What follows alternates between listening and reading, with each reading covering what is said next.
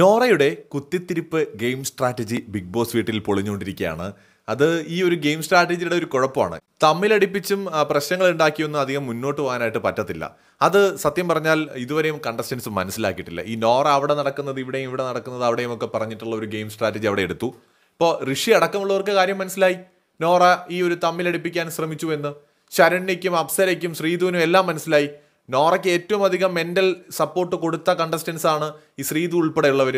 അവർ പോലും ഇപ്പോൾ നോറയ്ക്ക് എതിരായിട്ട് തിരിഞ്ഞിരിക്കുകയാണ്. നോറയ്ക്ക് വേണ്ടിയിട്ട് അപ്സരയോടും ശരണ്യയോടും വരെ വഴക്കിട്ട ആളാണ് ശ്രീധു. ശ്രീധു ഉൾപ്പെടെയുള്ളവർക്ക് ഇപ്പോൾ മനസ്സിലായി കഴിഞ്ഞു നോറ കാണിച്ചത് കള്ളത്തരമാണ്, കൂടെ നിന്ന് പണി തന്നു കാലുവാരി എന്ന് അവർക്ക് മനസ്സിലായിട്ടുണ്ട്. അതോടൊപ്പം തന്നെ ജാസ്മിനും ഇക്കാര്യം മുടിയനുമായിട്ട് സംസാരിക്കുന്നുണ്ട്. ഞാൻ ഇവിടെ അവളുടെ അടുത്തൊന്നും പറയാത്തതാണ്, എനിക്ക് പറയാനാണെങ്കിൽ ഒരു 1500 കാര്യങ്ങൾ ഇവിടെ അവളെക്കുറിച്ച് പറയാനുണ്ട്. ഞാൻ വാ തുറക്കാതിരിക്കുന്നതാണ് അവൾക്ക് നല്ലത്. ഇനി അവൾക്ക് കൊടുക്കാനുള്ളത് പുറത്തിറങ്ങിയതിന് ശേഷം ഞാൻ നേരിട്ട് പബ്ലിക്കായിട്ട് തന്നെ അതിനെക്കുറിച്ച് പറയും എന്നാണ് ജാസ്മിൻ പറഞ്ഞിരിക്കുന്നത്.